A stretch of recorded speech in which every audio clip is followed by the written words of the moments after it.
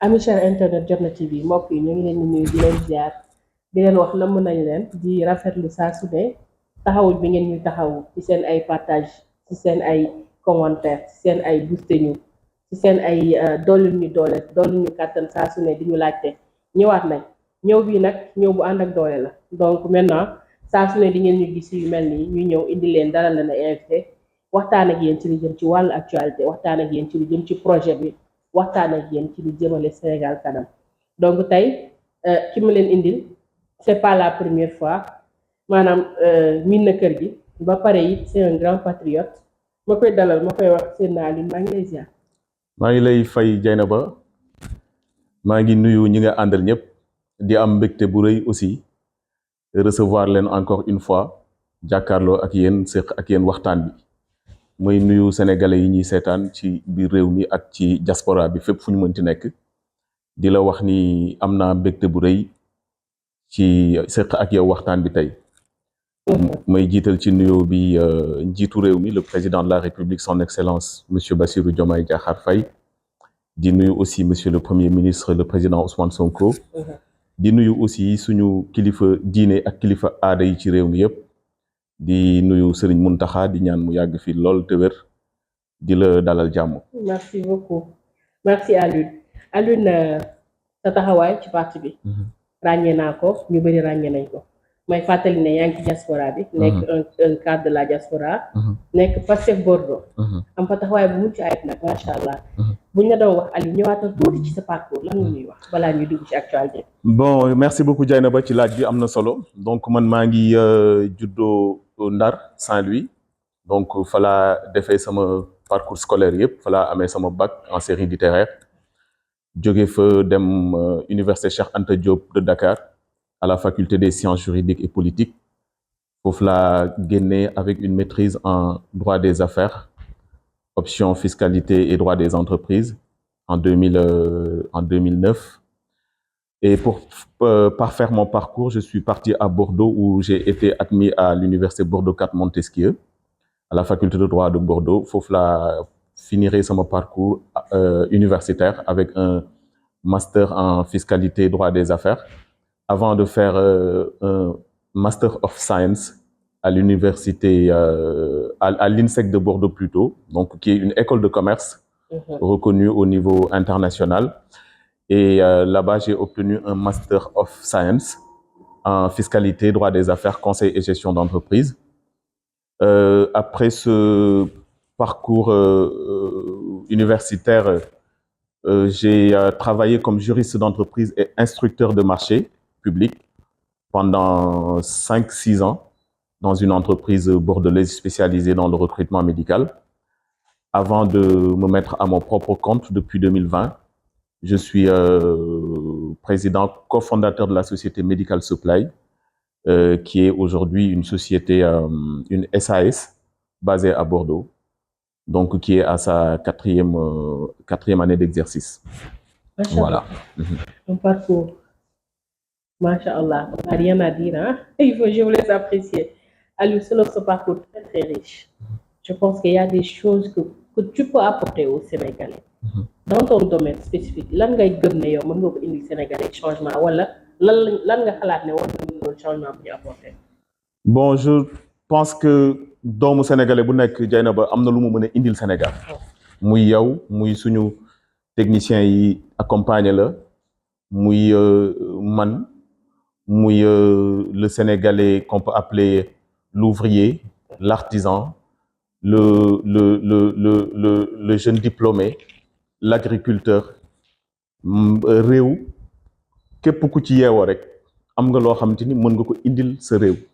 Parce que ñun ñëpp kenn ku nekk ci ñun am na waar boo xamante ni mën na ko bay ngir jëmale réew mi kanam.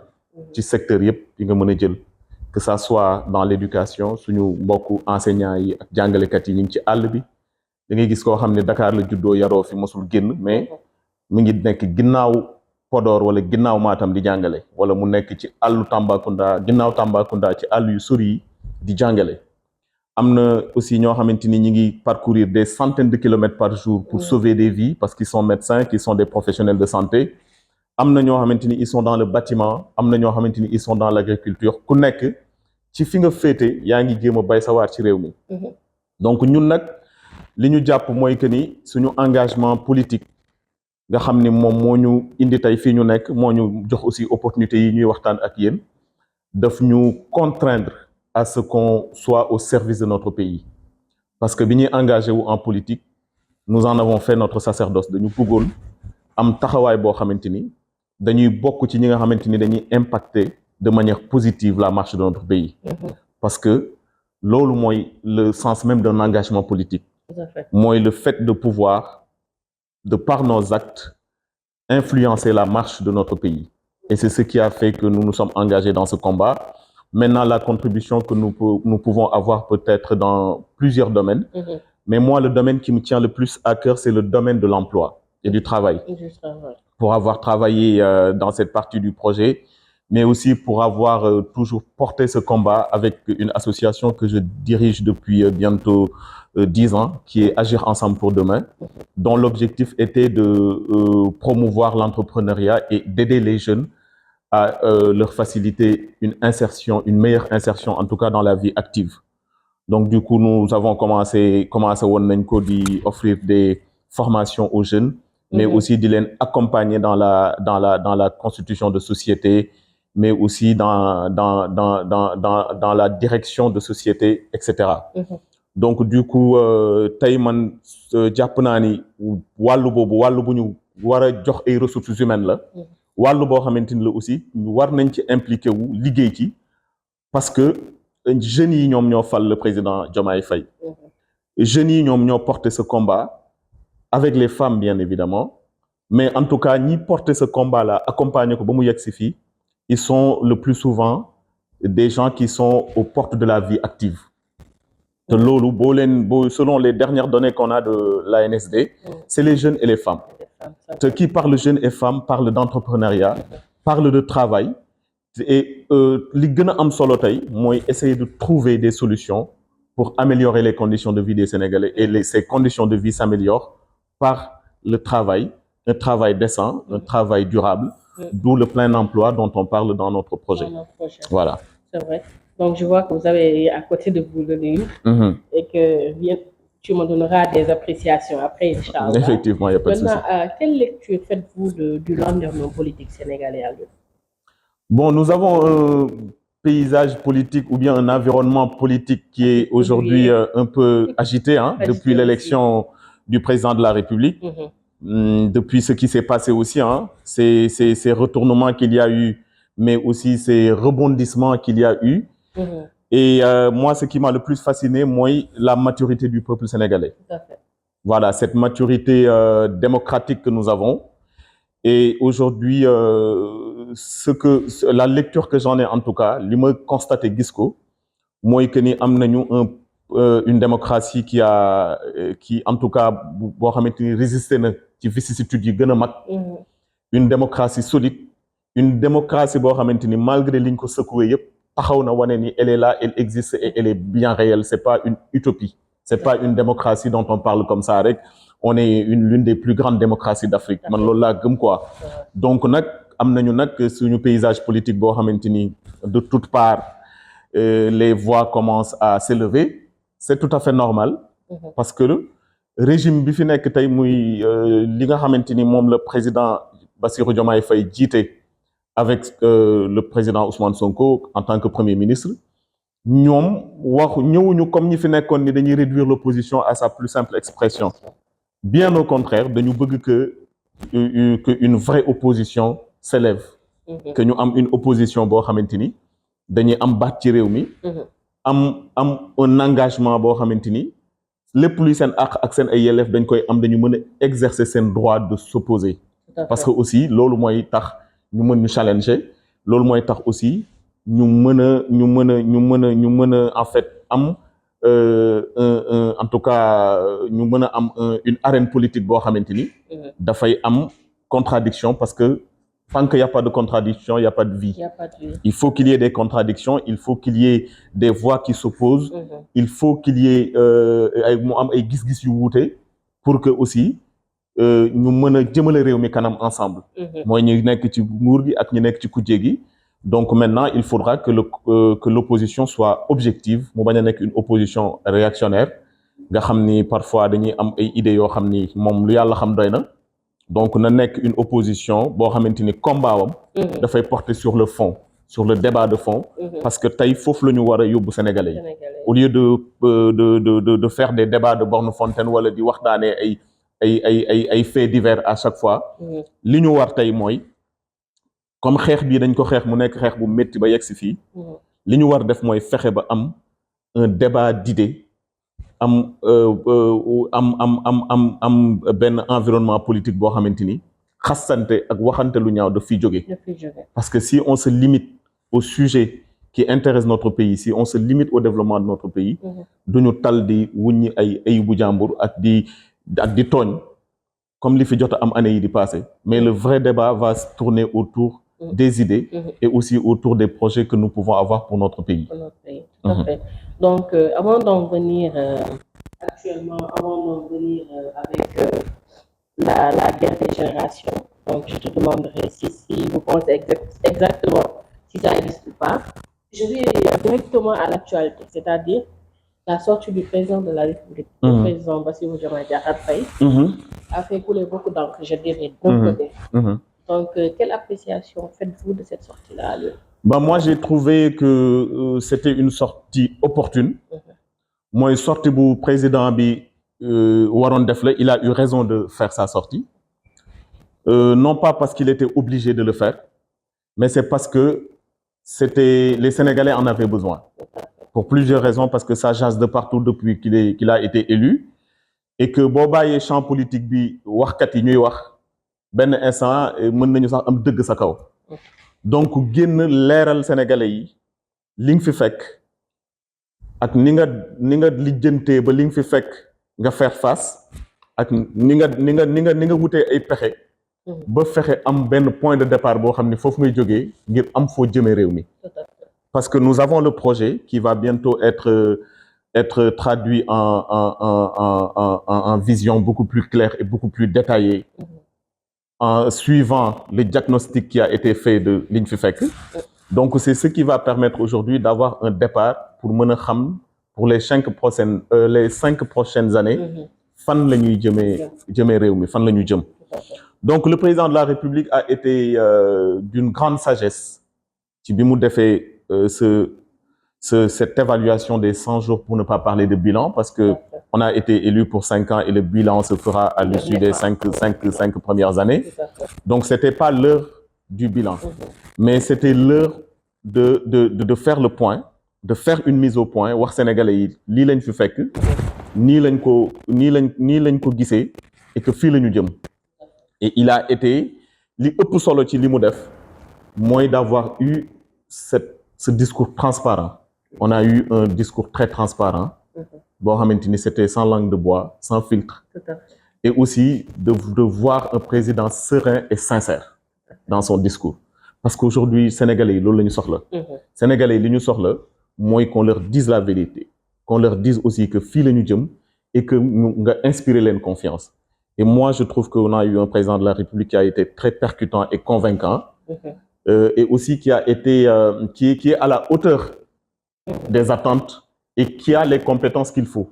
Parce que ci discours am dégg ngeen ko mu ni bi ñu ñëwee par exemple sur le domaine de l'énergie mooy électricité bi la facture électrique ak aussi sur la campagne agricole et tout situation bu catastrophique bi mu fi fekk mais fexe nañu ba am cette réactivité de faire une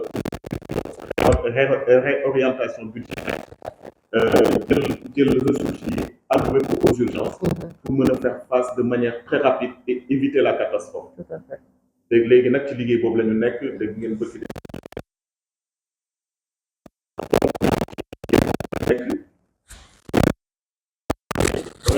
def l'évaluation situationnelle ba pare nag si ngay mën a nag jël nag les mesures qu'il faut avec la continuité du projet pour nag mën a génne nag la stratégie et la vision globale qui va nous conduire ou nous accompagner les 5 prochaines années, Inch'Allah. C'est très important à lui. Et comme je t'ai dit tout à l'heure, ça a fait couler aussi beaucoup d'encre, comme je dirais, parce que aussi Sénégal lañ ne da ngay def ñi bëgg dañuy wax ñi bañ aussi dañuy wax. Donc Alioune, est-ce que da nga gëm ne réellement la guerre des générations elle existe? Si oui aussi, est-ce que acteurs yooyu noonu tey est-ce que waruñu leen changer pour avoir un débat beaucoup plus sérieux, beaucoup plus serein pour nit ñi mën a xam ne ñun fii lañ jëm. man nag gëmuma trop une guerre de génération parce que man li ma gëm mooy que ni en politique ce qu'on apprécie c'est la volonté. Il faut une volonté sincère quelle que soit la génération à laquelle on appartient. Après nag am na loo xamante ni c'est un fait mooy que ni il y a des gens qui sont là depuis les années 60 et qui veulent continuer à appartenir à chaque nouveau régime. Pour moi si par guerre de génération loolu lañ ci dégg war nañu mën a am du 109 renouveau. Et je félicite d'ailleurs le président de la République pour les nominations qui ont été faites, que ça soit au niveau du gouvernement bi, comme aussi au niveau des directions de l'État.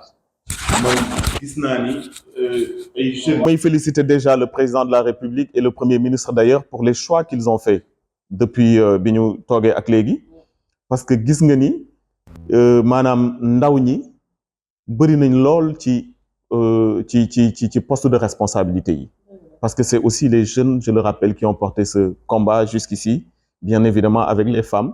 Gis naa ne nag sa mbokk jigéen ñi nee nañu il faut davantage de femmes et je suis tout à fait d'accord. Voilà, il faut qu'on réajuste. Voilà, et je suis tout à fait d'accord parce que les femmes sont aussi compétentes que les hommes. Mais jigéen ñi de manière générale. Donc man j'entends bien dire que et je le comprends aussi parce que voilà, góor baax na jigéen baax na et que les femmes sont là. Voilà. Les femmes sont là avec leurs compétences et voilà, on les voit dans le parti et en dehors du parti. Donc voilà quoi, c'est pas le problème qui se pose et je suis sûr et certain que les choses vont évoluer dans ce sens, Inch'Allah. Donc pour ñëwaat ci sa laaj bi, en fait gis nga bërki démb le président de la République mi ngi def monsieur Bathily, son envoyé spécial. Et pourtant Bathily est là depuis les anciennes générations. Mais il est là parce qu'il a les compétences qu'il faut. Il est là parce qu'on a besoin de lui. Il est là parce qu'on lui connaît pas de voilà Bathily. Voilà Bathily kenn xamal lu ko dara loo xamante ni mën nga ko wax ci lu ñaaw wala taxawaay bu mu am bu ñaaw pour réew mi. Donc du coup nit ñu mel noonu quel que soit leur âge moom la Sénégalais yi soxla moom la Sénégal soxla c'est-à-dire des hommes intègres. Des hommes au service du peuple sénégalais et au service de la nation sénégalaise. Et pour moi, quelle que soit la génération, ces hommes-là doivent être là où il faut pour servir le pays. Voilà. Et en tout cas, nous, on en a besoin. De leur expérience, de leur expertise, mais aussi, voilà, de leur sagesse surtout. Exactement. Ouais. On a vu dernièrement que le président de la République s'est prononcé sur la négociation des contrats, surtout du côté des matières premières. Aliou foofu lan moo ci sa xalaat. waaw sama xalaat foofu mooy que ni ñun dañu yàgg maanaam les puissances occidentales dans un contexte de mondialisation et de globalisation nous ont toujours épiés dañu mos a naj voilà di ñu étreindre donc moo tax ñu am des économies yoo xamante ni c'est des économies fragiles qui ne respirent pas du tout la forme te loolu li ko waral mooy dañu mosuñu am ay njiitu réew yoo xamante ni dañuy mettre l'intérêt supérieur de la nation pour mën a asseoir ce qu'on appelle aujourd'hui notre souveraineté parce que souveraineté pour nga am ko une souveraineté solide il faut que tu aies une économie boo xamante ni dafay am une certaine autonomie mais aussi une économie qui respire qui ne s'étouffe pas comme tu le dis te loolu pour mu mën a am il faut que tous ces contrats-là, que ça soit les contrats miniers, les contrats pétroliers, que ça soit type de contrat yi ñu mën a nekk yi nga xamante ni dañ koy signer avec des firmes internationales qui viennent certes apporter des affaires et investir dans notre pays, dañu war a def ces contrats-là ci mu nekk ci intérêt wu Sénégalais yi. Nan la contrat yi di nekk ci intérêt yu Sénégalais yi mooy que ni quand un investisseur vient pour ñëw soit investir dans les industries wala investir ci domaine bu mu mënti nekk dans l'agrobusiness ou dans l'agroéconomie ci secteur bu mu mënti nekk que mu ñëw avec ce qu'on appelle un transfert des compétences au lieu que ñuy ñëw di indaale ñoo xamante ni ñoom ñooy def liggéey bi bu ñu paree ressources yi ñu am yëpp ak économie ñu am yëpp ñu jël ko delloowaat ko c'est pas normal parce que ñun lan moo ci suñu intérêt mooy ñu mën a am une création d'emplois, des emplois décents qui changent le quotidien des Sénégalais, mais aussi ñu mën a am par exemple des investissements qui profitent à nos territoires parce que collectivité territoriale yi tey seen ñàkk doole li ci ëpp mooy que ne amuñu ay ressources suffisantes pour mener de vraies politiques de développement et que suñu décentralisation wala suñu déconcentration des pouvoirs mën a am une certaine efficacité et une certaine efficience donc boo xoolee tey jii su fekkente ni une entreprise internationale ou étrangère dafa ñëw implanté wu ci zone bi mu implanté wu état bi exiger ko par exemple la création d'emplois mais aussi la construction d'édifices ou bien voilà de mener des politiques de protection de l'environnement et cetera dinañ mën a poser ay actes yoo xamante ni c'est fait dans l'intérêt du Sénégal. Donc, quand on parle de renégociation des contrats, ça englobe tout ça. Ça englobe l'aspect pécunier, combien on gagne financièrement, mais aussi combien on gagne en matière de création d'emplois. Qu'est-ce qu'on gagne? Qu'est-ce qu'on gagne en matière de politique environnementale? Qu'est-ce qu'on gagne en matière de renforcement de notre attractivité, de notre tourisme solidaire? Qu'est-ce qu'on gagne aussi, par exemple, en matière de construction de routes? En matière de désenclavement, en matière de construction de commodités hospitalières pour améliorer notre système de santé, etc. Donc, la renégociation doit englober pour moi toutes ces parties. Ba nga xamanteni Sénégalais yi tay seen vie dina améliorer wu. Parce que encore une fois Dieynaba, il faut mettre l'humain au cœur de nos politiques. Doomu aadama yi, Sénégalais yi, il faut que ñu sentir de manière directe ou indirecte que ni régime bi fi ñëw liggéey bi mu def am na un impact ci seen quotidien ak ci seen dund. duñu jéggaani duñu dem fenn fépp fii la ñuy toog parce que lépp daf fi am. voilà ça aussi moo xëy donc Aliou xam nañ ne maanaam Sénégal nag dëkkoo fi ne da ngay dem di ñëw. maanaam yaa ngi féete fële ca Bordeaux.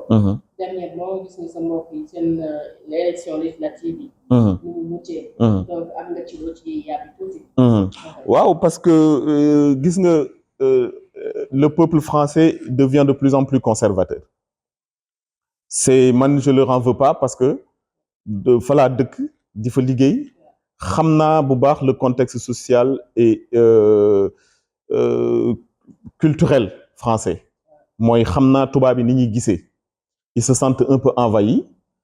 Ils sentent que ni peut-être il y a trop d'étrangers chez eux et que ñooñu ñoo leen xañ seen jàmm ñooy jël seen liggéey ñooy profiter de leur sécurité sociale ou voilà de je ne sais quoi d'autre bien que c'est pas vrai hein parce que immigration li muy dugal ci xaalis moo ëpp li immigré yi di jël ci xaalis loolu moom toutes les études l'ont prouvé donc c'est pas vrai mais man li ma ci jàngee rek mooy li wolof yi dañ ni ku tëggi sa ku wàlliyaan daa fekk sa kër maam tëggul ku wàlliyaan dafa fekk sa kër maam mu waxaat aussi ni kër bukki lu mu lëndëm moo gënal bukki ñun tey jii bu ñu amoon li ñu gënal mais Sénégal la ñuy toog duñu dem di jàngi parce que on a les meilleurs professeurs fii hein Sénégal man j'ai fait toutes mes études à l'université de Dakar j'ai été étudiant de Ismaïla Madior Fall j'ai été étudiant de Amsatou Sow Sidibé j'ai été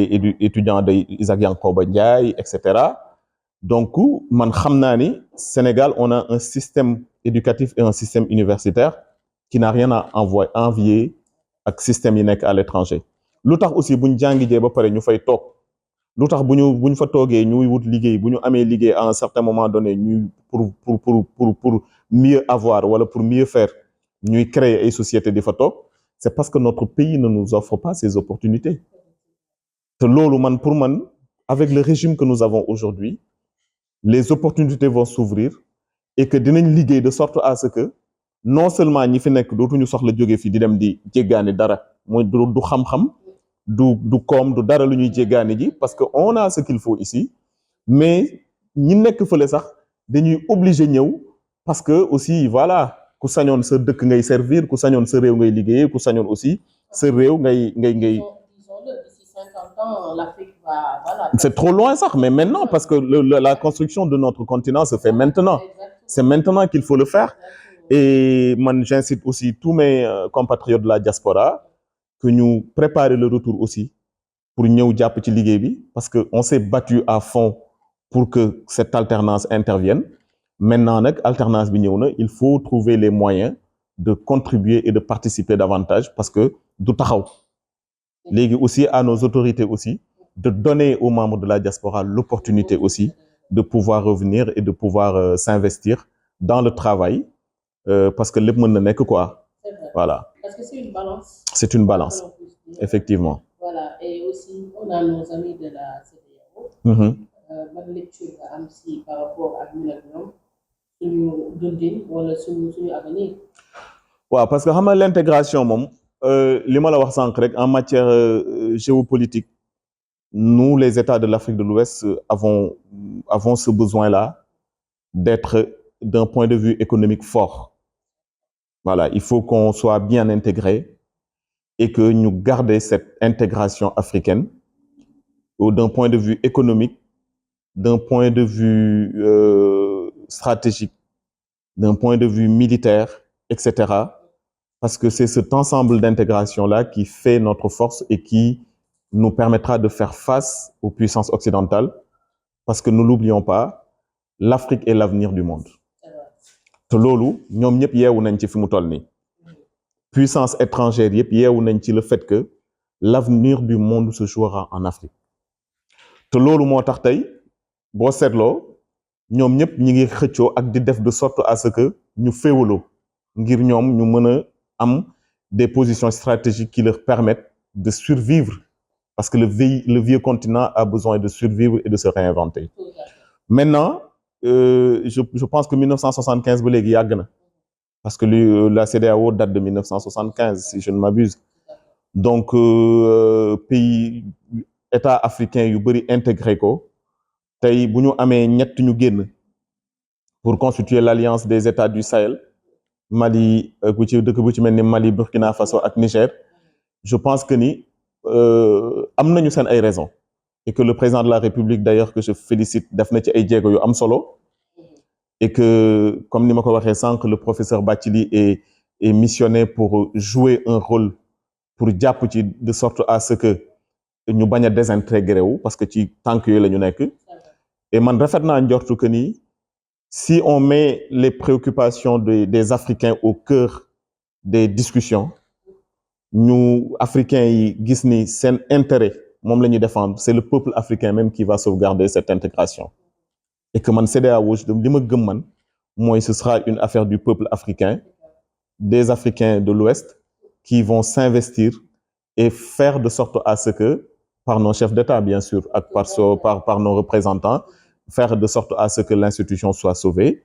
Après maintenant ce qui est le plus important c'est que CEDEAO nekk une structure boo xamante ni dafay mettre les préoccupations des peuples africains et des peuples d'Africains de l'Ouest ci politique am maanaam il faut que tey ñu xoolaat doxalin bi voilà ñu maanaam mission principale am nekk mission boo xamante ni dafay protéger les Africains de l'Ouest mais aussi daf leen di jàppale pour à ce que ñu mën a faire face aux géants, faire face aux mutations socio-économiques et géopolitiques. C'est intéressant. On a fait un peu le tour de l'actualité nationale, internationale, comme voilà, avec la sortie aussi du président, on a un peu posé là-dessus. Alioune, je vais terminer par te demander quel est le mot de la fin que vous pu laisser ici comme message à tes frères et sœurs sénégalais. Ben, Notamment nous, voilà, moi je laisse un message d'espoir. Voilà, de garder beaucoup d'espoir parce que nous avons enfin les hommes qu'il faut à la place qu'il faut et que ñu bañ a yàkkamti aussi parce que c'est tout frais. On n'est qu'à 3 mois du changement qui est intervenu. Man dama jàpp ni li gën a am solo mooy qu'on laisse à nos dirigeants le temps de faire les réformes nécessaires. Voilà, donc moi pour avoir travailler dans le projet, je sais que les idées sont là, la vision est là, elle est claire. Et je sais que ñi ñëw rejoindre combat bi muy ñi constituer la coalition Diomaye ak ñëpp ñi nga xamante ni indi nañ seen xam-xam ak seen apport ñu boole lépp. Je pense que bu ñu jëlee le temps de mettre tout ça en place dina am changement et que nit ñi dinañ gis changement bi le plus rapidement possible. Voilà, donc du coup nañu may régime bi fi toog nekk fi en place le temps de mener les réformes nécessaires parce que il faut des réformes en profondeur. Dama lay jox rek exemple, par exemple, sur les réformes nécessaires à notre code du travail. Parce que man ci domaine boobu la def samay gëstu yu gën a bëri ci laa def ay recherche ci laa liggéey mooy que ni Dieynaba depuis 1997 on a le même code du travail. Il y a eu des décrets, il y a eu des choses qui ont été ajoutées, mais les réformes en profondeur pour que ce code du travail réponde aux exigences actuelles du monde du travail, faut que ñu def ko. Faut que tey jii nii pour inciter la création d'emplois, tey jii pour ñu mener de vraies politiques d'emploi en profondeur, il faut qu'on fasse des réformes du code du travail. Il faut qu'on revoie tout le système pour aujourd'hui offrir une vraie alternative à notre jeunesse. Le monde évolue. Voilà, le monde évolue, le contrat de travail évolue, les conditions de travail évoluent, la protection sociale au travail a changé. Aujourd'hui, pour qu'il y ait un travail décent, il faut qu'il y ait un salaire qui va avec, il faut qu'on ait un SMIC ou bien il faut qu'on ait un minimum de rémunération, qu'il y ait aussi toute la protection sociale qui tourne autour du travail, que le contrat du travail soit bien encadré, que aussi entreprises yi ñu inciter leen à ce que ñu mën a offrir des contrats de travail sécurisés, des contrats de travail durables pour lutter contre la précarité, pour lutter contre aussi le travail indécent, parce que parfois nit dina am liggéey mais buñ la waxee lu muy fayeeku nga derrière amul benn protection sociale, on ne cotise pas pour lui pour la retraite, il n'y a pas une mutuelle pour la santé, il n'y a pas une aide au logement, il n'y a rien. Donc du coup, il y a tellement de choses à faire yoo xamante ni xam naa dañ koy jagle beneen émission. Maa ngi profiter di la wax ni nous sortons prochainement un livre que nous avons écrit sur quelle politique d'emploi pour le Sénégal. Donc inch'Allah buñ ci yeggee rek très prochainement dinañ ci waxtaan pour mën a développer def une émission spécialement sur le travail et l'emploi dans notre pays. Donc voilà, loolu mooy sama mot de la fin. Je te remercie et je remercie toute l'équipe Jotna. Voilà, donc man Jotna moom c'est ma chaîne. Voilà, donc du coup voilà, donc c'est avec plaisir et voilà, donc du coup non waa Touba moom sañu ñu leen fàtte d'ailleurs su ñoom sax la ñu waroon commencer parce que man xam nga waa Touba man Cheikh Thioro mooy sama sëriñ Cheikh Thioro ma koy nuyu parce que moom aussi may saluer son courage politique, sa sincérité engagement wu Cheikh Thioro, fit bi mu am macha allah, jom ji mu am aussi ak ni mu defee ba tey jii nii Touba nit ñi mën fa politique te duñu waroo ak ay ormay sëñ Touba ak ormay dëkk bi mu doon ku jàmbaar lool koo xamante ni man générosité am ak xolam ak yéeneem ci Touba man xam naa ko. Il est très ouvert d'esprit mais aussi dafa nekk koo xam ne dafa am yéene am vision bu mag ci Touba. Donc te xam naa ni moom loolu dinañ ci yegg ak moom parce que ñun mooy suñu sëriñ ci yoon wi, mais aussi malgré son jeune âge mentor la ci ñun ci politique bi ñu nekk nii parce que bu ñu ñemee yenn yi aussi ñemee jël yenn responsabilité ak yenn engagement yi moom moo tax. Donc maa ngi koy nuyu de passage di ko wax aussi que ñu ngi ci wetam à chaque fois et que dinañ wéy di ànd ak moom liggéey bi. De la même manière aussi nga may ma ziar suñu sëriñ suñu papa sëñ Abdou Mbacké Daaru Muxti moom aussi nekk ku jouer un rôle très important ci suñu engagement politique di nuyu ñi ñu bokkal parti bi yëpp. Voilà, di am mbégte aussi ci patriote yëpp parce que pour man li leen war def nañ ko bi ñu waree xeex nañu bi ñu waree taxaw nañu seen alal fekkewu ko seen jot fekkewu ko seen dara fekkewu ko et heureusement que loolu seen réew moo tax ñu def ko donc bu kenn xaddi ne ñu gën a taxaw tey la ñu war a am taxawaay bu gën a bees tey la ñu war a gën a taxaw temm ngir jàppale ñi nga xamante ni ñoom la ñu jox responsabilité yi suñu ay kilifa ak ñi nga xamante ni ñoo nekk aux responsabilités ñuy def aussi souvent des sorties pour leeral ñoom seen liggéey parce que ñoom xëy na seen jot du leen may à chaque fois ñuy dem ci médias yi ak di wax donc voilà loolu aussi c'est important et je tenais vraiment à le dire may remercier ñëpp ñu doon seetaan di leen jox dig daje bientôt di la remercier toi aussi ak toute ton équipe Dieynaba. Merci beaucoup Aliou. Donc c'est un réel plaisir de te recevoir aujourd'hui. Voilà, bu ñu recevoir parce que c'est cher bi waaw. Voilà donc amis chers internautes maa ngi leen di remercier si teewlu bi di leen wax aussi que lii du fi gëcc donc chaque semaine ngeen am ñaar ba ñett ñoo xamante ni dañuy ñëw toog mën a expliquer li nga xamante ni mooy actualité bi wax aussi li ñu gisee taxawaay bi gouvernement bi am ak Sénégalais yi donc ma leen yégal aussi ne incha allah dañoo war a dem jàppale suñu frère sëñ Cheikh Thioro Mbacké si màggalu Mbacké Bari bi nga xamante ne c'est ça bientôt le 18 prochain képp koo xam ne mën nga ci teew nga teew ci voilà c'est ça mon dernier mot merci beaucoup et à la prochaine.